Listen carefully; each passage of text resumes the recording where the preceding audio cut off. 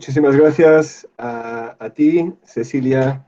Muchas gracias también a la doctora María Teresa Cortés Zavala por la amable invitación.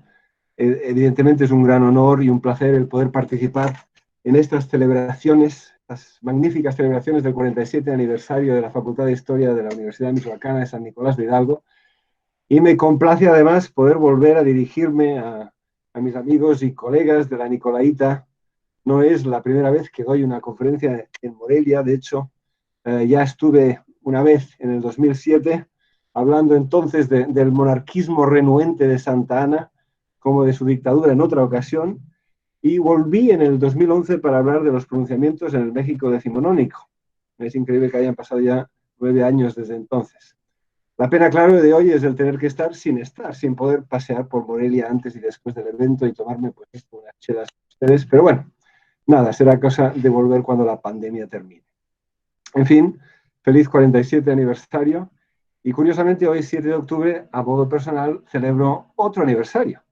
Hace 30 años exactamente, el 7 de octubre de 1990, que llegué a México por primera vez, por lo que celebro 30 años desde el principio de lo que ha sido, pues para mí, esta relación tan íntima, intensa y obsesiva que tengo con el país de ustedes, su país y su historia. Bueno, en fin, hablando de la historia de México, hablemos de los conservadores, pues.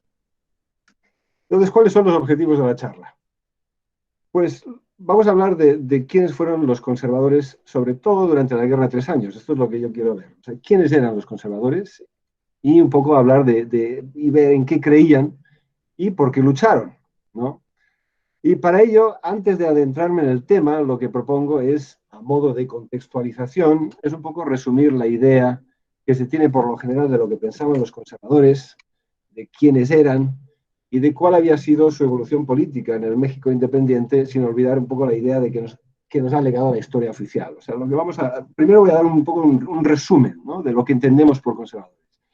Y de ahí resumiré un poco lo que fue la Guerra de 3 Años y un poco cuáles fueron los vaivenes del bando conservador, para ya, una vez haber hecho esto, ya entrar en el tema y analizar quiénes eran los conservadores o los tacubayistas, ¿no?, y qué se proponían lograr enterrando la Constitución de 1857 y alzándose en armas contra el gobierno y las fuerzas liberales. Como supongo que algunos de ustedes ya deben sospechar, una vez que saquemos el microscopio y nos pongamos a mirar de cerca quiénes eran estos pinches cangrejos, como se les conocían en su debido momento, ¿no?, y una vez que nos pongamos a estudiar las razones por las que se movilizaron, veremos que se movilizaron por numerosas razones, algunas de ellas a veces bastante contradictorias, y que no representaron una sola visión homogénea de un ideario no claro, conservador, sino que de hecho entre sus correligionarios hubo de todo, desde liberales moderados, desencantados, pueblos indígenas, pasando por militares de carrera, párrocos de pueblo, e individuos centrados en sobrevivir y salvar su pellejo de cualquier manera.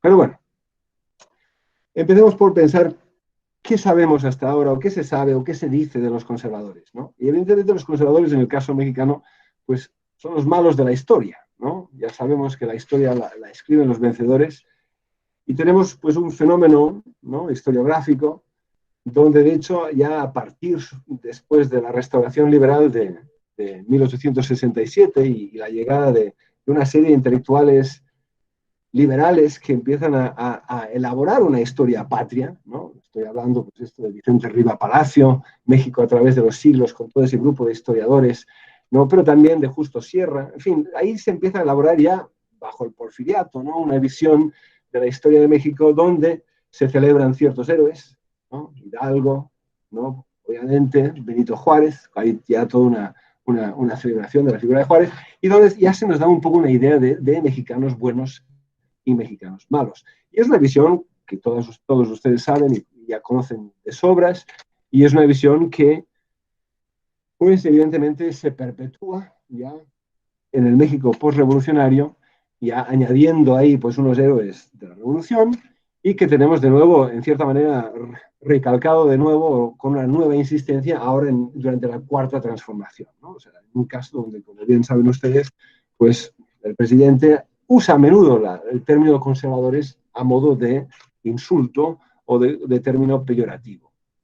Y lo que es impactante es que, de hecho, no queda un rastro conmemorativo de ellos, ¿no? O sea, si comparamos el caso de, por ejemplo, de Ecuador, ¿no? En Ecuador es posible pasear, como de ejemplo, por Quito y estar en un momento en la avenida Eloy Alfaro y de ahí pasar a la plaza o la avenida de Gabriel García Moreno. Sería, el equivalente en México sería el poder pasear por la avenida de Benito Juárez y entrar entonces en la plaza Miguel Miramón.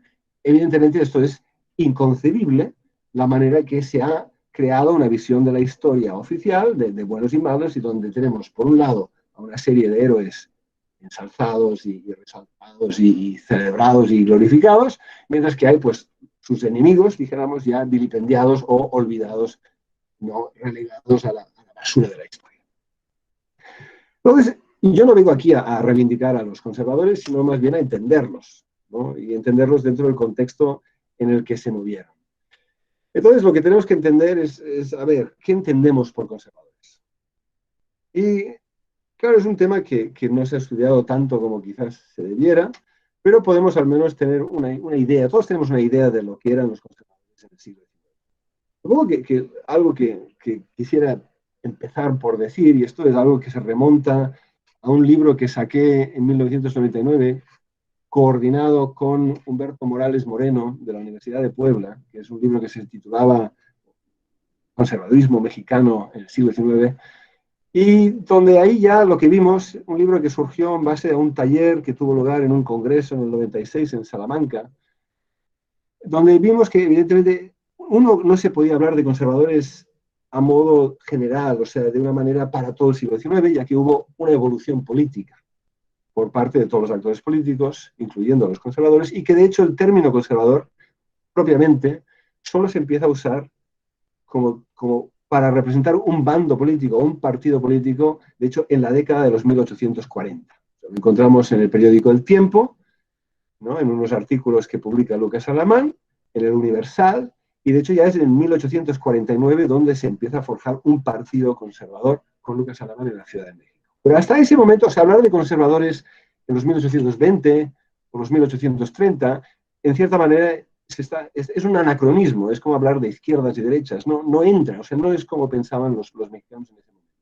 Y de hecho lo que vemos es que eran todos liberales al principio. O sea, en cierta manera, los políticos mexicanos de los 1820, no sean yorquinos o escoceses, ¿no? O pertenezcan al Partido del Orden, ¿no? Al Partido del Progreso, siguen siendo liberales, todos influidos en cierta manera por la Constitución de Cádiz, ¿no? De 1812, con algunos siendo más tradicionalistas que otros. Pero lo que vemos es que incluso el Lucas Alamán joven es constitucionalista, ¿no? De hecho, todos de alguna manera le entran a la Constitución de 1824 y cuando después la situación cambia y después de la desilusión y la decepción de esa primera década les lleva hacia apoyar una constitución centralista como la de 1836, aún así estamos hablando de una constitución liberal, ¿no? O sea, con algunas contradicciones, como el hecho de que se mantienen los fueros, ¿no? El fuero militar, el fuero eclesiástico, pero dentro de lo que cabe sigue siendo una constitución, ¿no? Donde hay pues unas divisiones de poder, ¿no? Un ejecutivo, un legislativo, un congreso, ¿no? En la Constitución del 36, un supremo poder conservador que busca controlar tanto al ejecutivo como al legislativo. De ahí que hay que tener cuidado cuándo se usa la palabra conservador o cómo se maneja, ¿no?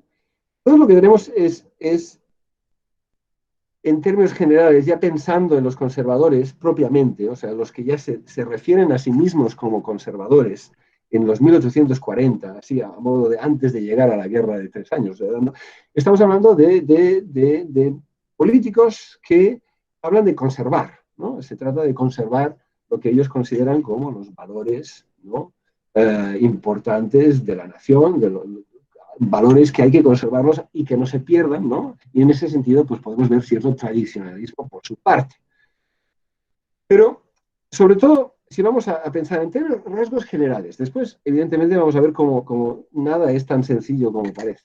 Pero en términos generales, sí que podemos decir que la mayoría de conservadores, incluso llegando al momento de la guerra del 57, por lo general, son constitucionalistas.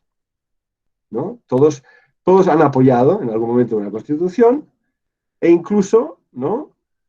Aunque podemos ver que la Constitución del 36, ¿no? Que dijéramos es una constitución centralista, ¿no? Más tradicionalista, quizás menos liberal, ¿no? Vemos que hay una limitación del sufragio y eso se repite en la Constitución de 1843. Pero incluso bajo la dictadura de Mariano Paredes y Arriaga de 1846, aún en esa dictadura se está buscando crear una nueva clase de constitución. E incluso en las elecciones de 1849 en la Ciudad de México, Alamán y compañía también apoyan el hecho de que haya elecciones. Lo que pasa es que el impacto de la guerra contra los Estados Unidos y las consecuencias de ello llevan a que hayan muchos políticos dentro del movimiento conservador que ven finalmente que el sistema representativo no está funcionando, culpan un poco a esos experimentos constitucionales por la pérdida del territorio contra los Estados Unidos, y algunos de ellos empezarán a defender la idea de una dictadura. Pero la defensa de la dictadura, por lo general, la veremos incluso con Miramón, y lo veremos dentro de un momento, es una defensa de una dictadura como una medida temporal, ¿no? Es algo que ven como la manera de parar un poco el caos, poner orden y después convocar un nuevo Congreso que elabore una constitución que se adecue a la situación. Y esto es importante que no lo olvidemos, ¿no? Incluso la vena monarquista dentro de la familia conservadora, incluso los monarquistas, ¿no? Como Gutiérrez Estrada, incluso ellos están buscando quizás la necesidad de que haya una constitución de alguna clase, ¿no? Eso sí, para 1853 tenemos la carta de Lucas Alamán a Santana, cuando Santana regresa del exilio, ¿no? Invitado por conservadores y puros al mismo tiempo en 1853, donde ahí ya Alamán está diciendo que lo que hace falta es una dictadura, ¿no? Pero, como digo, aún así, la idea es cuando sea posible, crear un Congreso Constituyente que elabore una nueva Constitución. Y también en términos de esa idea monárquica, también es importante dejar claro que no todos los conservadores son monarquistas y que de hecho la idea de la monarquía, aunque una persona como José María Gutiérrez de Estrada ya la maneja en una carta que él publica dirigida a Anastasio Bustamante en 1840, donde habla de la necesidad de una monarquía, es excepcional. O sea que de hecho la mayoría de conservadores, incluso en plena guerra de 3 años, en guerra de reforma, no están defendiendo la imposición de una monarquía, ¿no? Los conservadores monárquicos o monarquistas son, de hecho, una minoría, ¿no? Que se encuentra de hecho, en el exilio y que acabarán imponiéndose ya con la intervención francesa, pero que antes de la intervención francesa, asociar el conservadurismo mexicano con el monarquismo es problemático porque la mayoría no lo son. Y en términos de lo que implica esa propuesta monárquica, pues por un lado, la defensa de la monarquía, la idea viene de que después de 3 décadas o 4 décadas de constituciones fallidas, la interpretación que le da, por ejemplo, Gutiérrez de Estrada a la situación de México es que esos fracasos constitucionales se deben a que México es un país de costumbres monárquicas, lo ha sido durante 300 años, incluso bueno, el mundo prehispánico era monárquico, y hace falta que sea una familia de una dinastía europea, porque como se vio con la experiencia de Iturbide, de Agustín de Iturbide, del Imperio de Iturbide, no se pueden inventar las monarquías. O sea, necesitamos a alguien de sangre azul de verdad.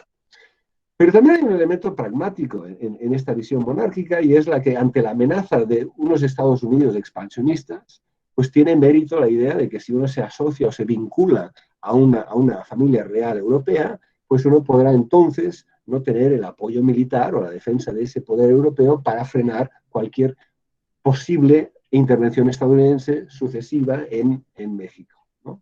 Y también la idea de que si se vincula a México con un poder europeo a través de una familia real, pues entonces también habrá inversión europea. O sea que también hay un elemento monárquico, no solo ideológico. Pero como digo, incluso durante la Guerra de 3 años, la propuesta monárquica es minoritaria dentro de la familia conservadora. Lo que sí que tenemos es ya como algo típico del conservadurismo, es una visión centralista, son centralistas. Y en ese sentido, pues esto es un fenómeno que por lo general se ve a lo largo del mundo hispanoamericano, con la excepción de Argentina. O sea que, de hecho, la mayoría de propuestas conservadoras de mediados finales del siglo XIX tienden a ser centralistas, buscar crear un gobierno, ¿no?, central que pueda de alguna manera dirigir lo que está sucediendo en la nación, porque lo que ven es que el federalismo lleva al secesionismo y lleva a una falta de control, ¿no?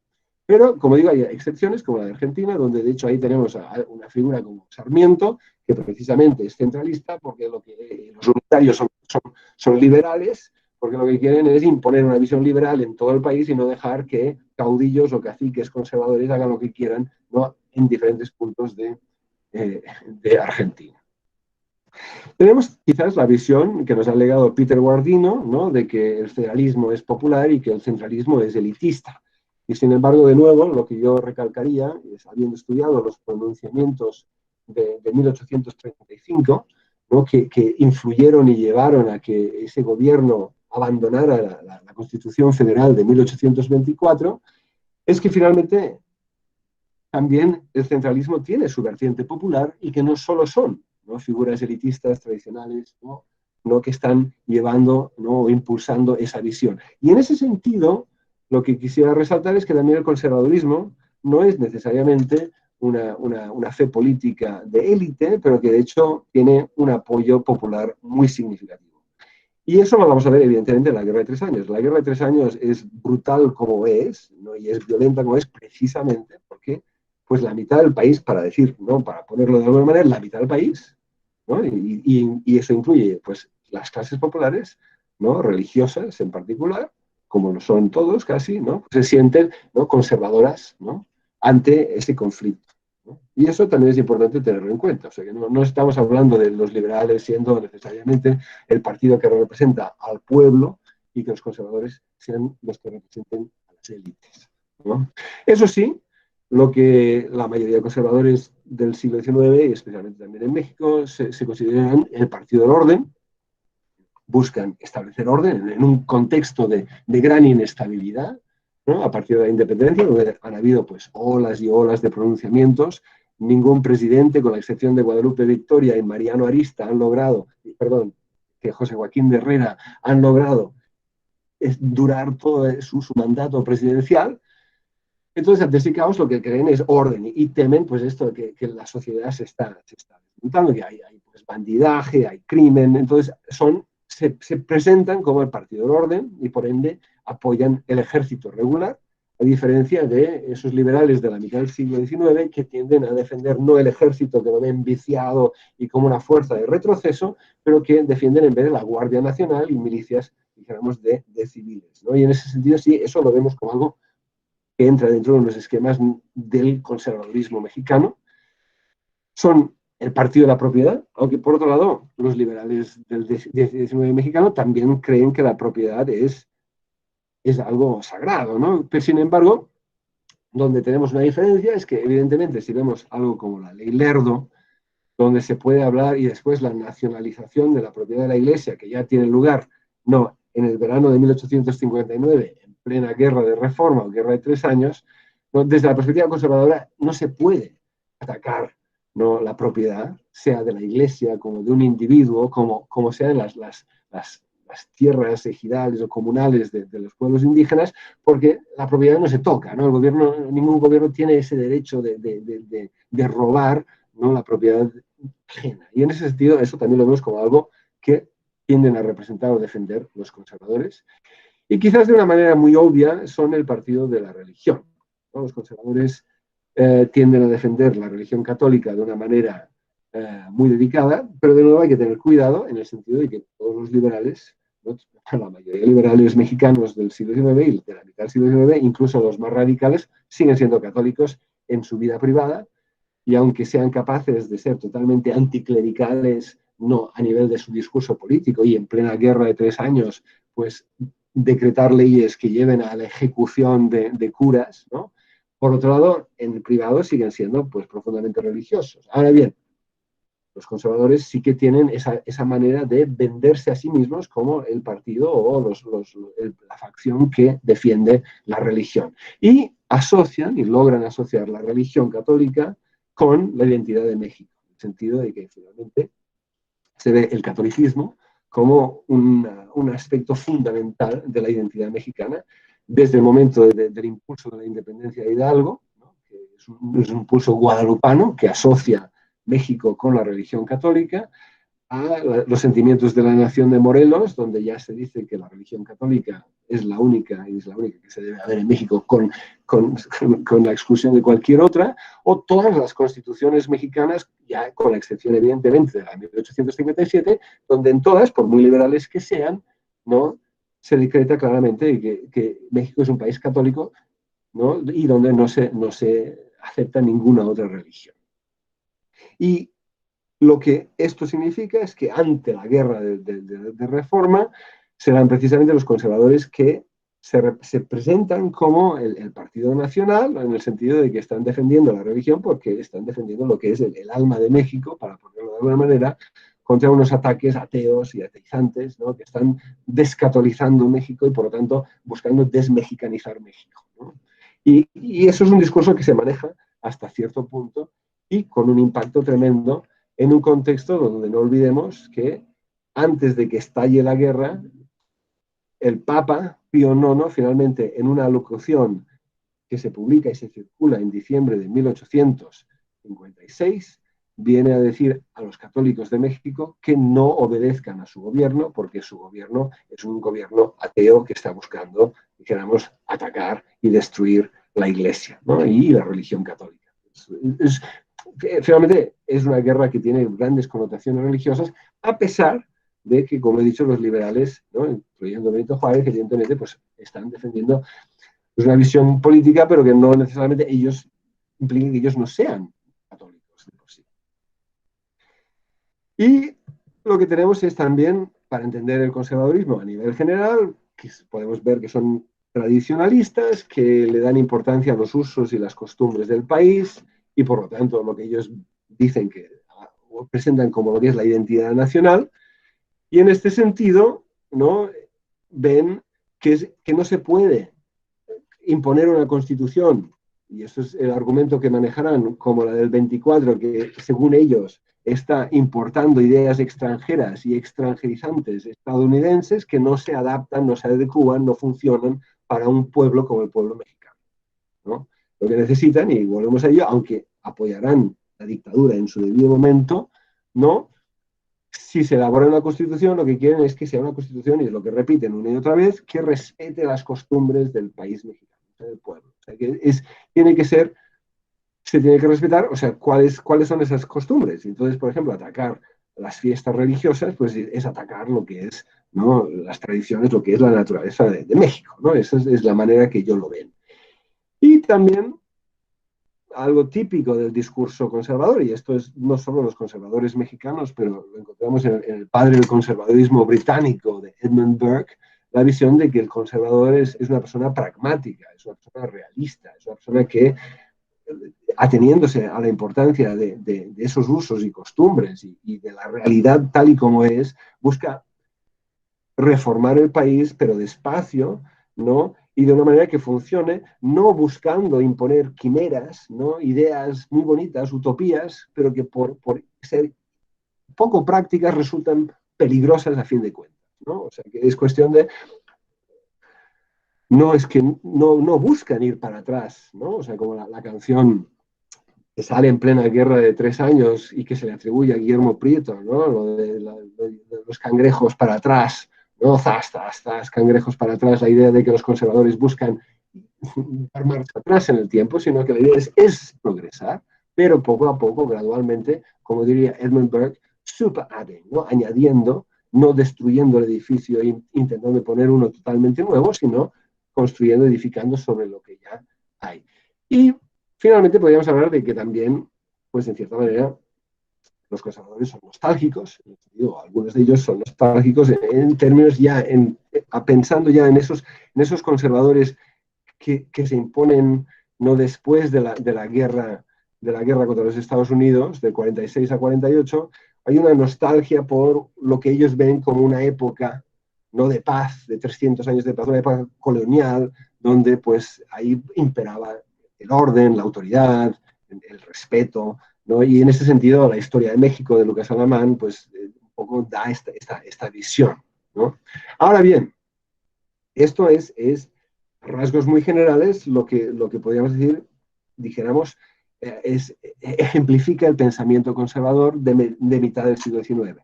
Pero estos son ideas muy así generales, ¿no? La realidad es, cuando nos ponemos a mirar de cerca quiénes lucharon en la Guerra de 3 años, de repente esto se nos complica.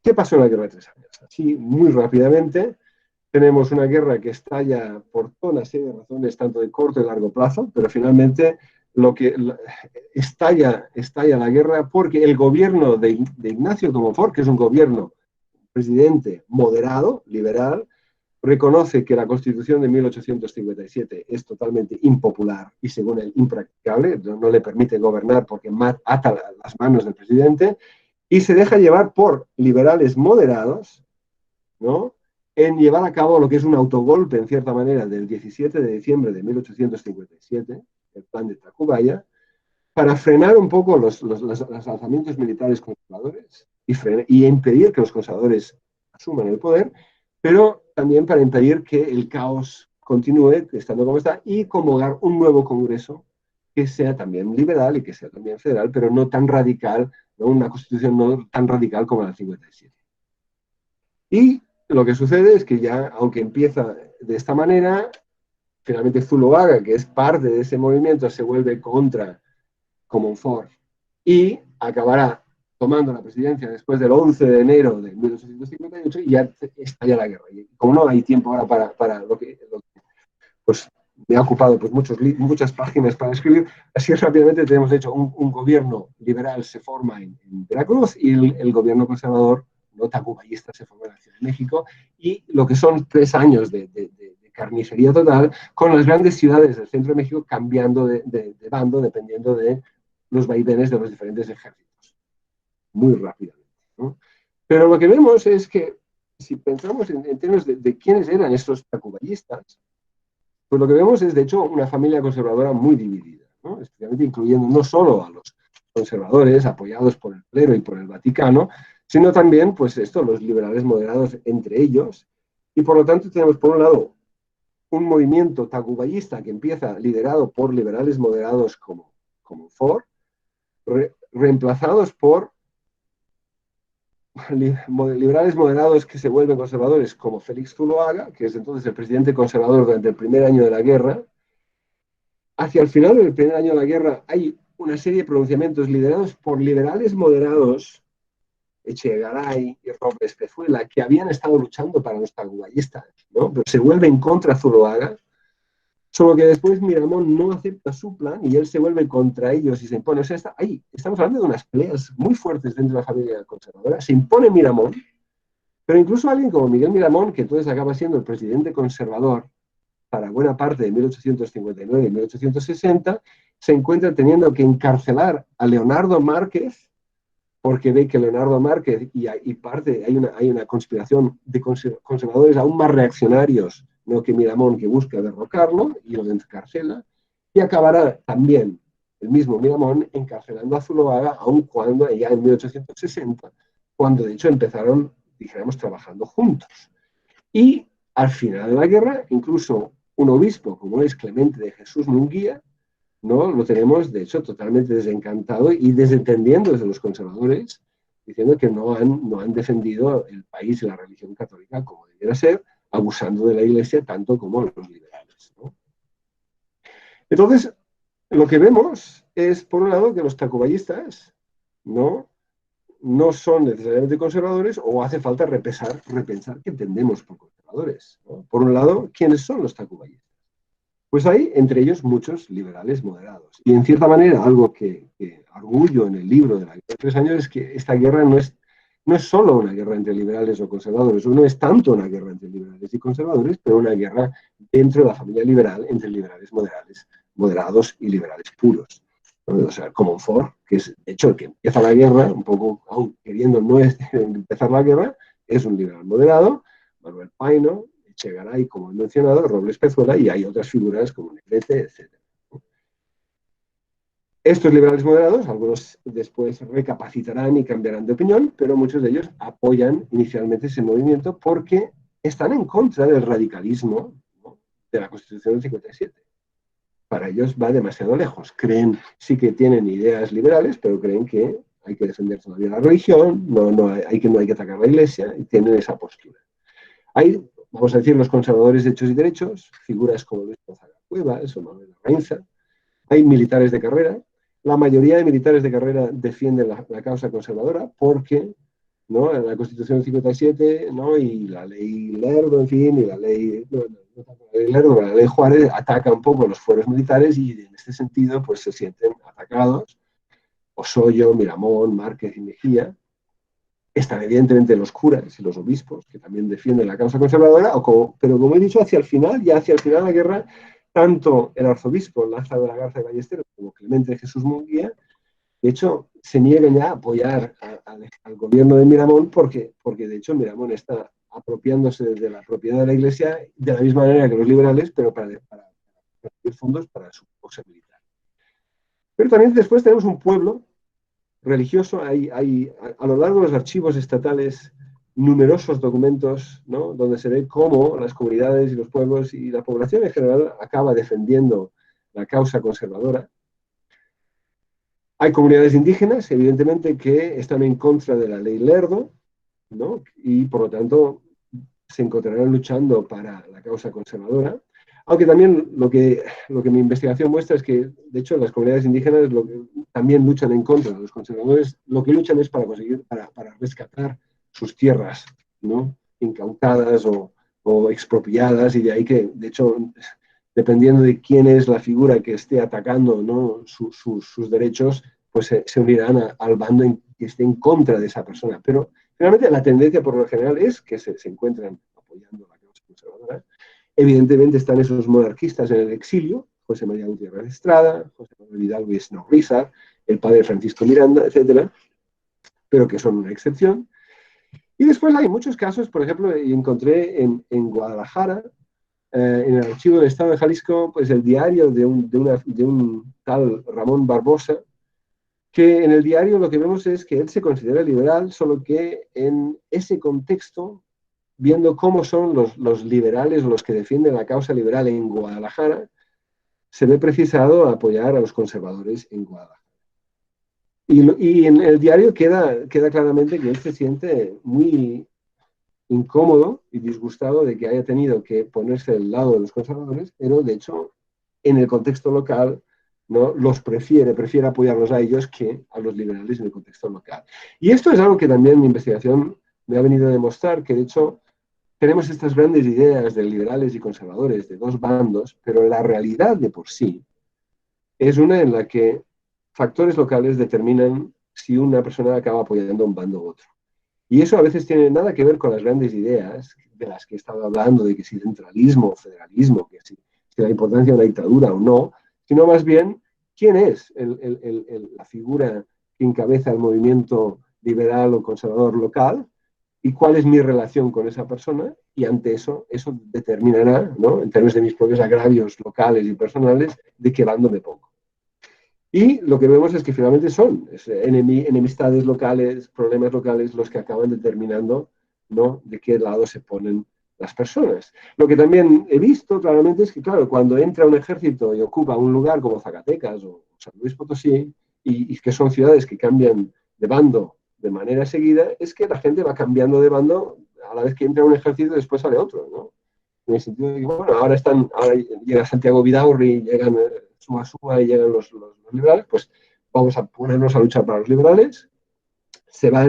Llega Miramón, que ofrece un indulto para los potosinos que se unan a su ejército, a lo cual se cambian de bando, reentran, ¿no?, las fuerzas liberales, a lo cual entonces vemos cómo la gente cae, porque finalmente la gente lo que quiere es sobrevivir, ¿no?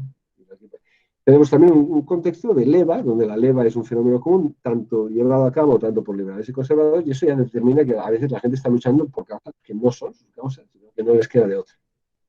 Pero también va a haber la gente que escoge, que se ve ante la amenaza de los Estados Unidos y el Tratado Maclean-Ocampo del 14 de diciembre de 1859, que se verán apoyando a los conservadores en contra de ese intervencionismo gringo que se evidencia en la intervención naval estadounidense en la batalla de Antón Lizardo, de marzo de 1860, donde barcos americanos intervienen y evitan que unos barcos conservadores que han sido fletados en Cuba puedan bombardear el puerto de Veracruz desde el mar, ¿no? Eso lleva a que también haya mexicanos que con la experiencia de la guerra, ¿no?, de 1846 a 48, pues se identifiquen más con los conservadores en ese contexto, ¿no?, que lo vean más como una causa nacional.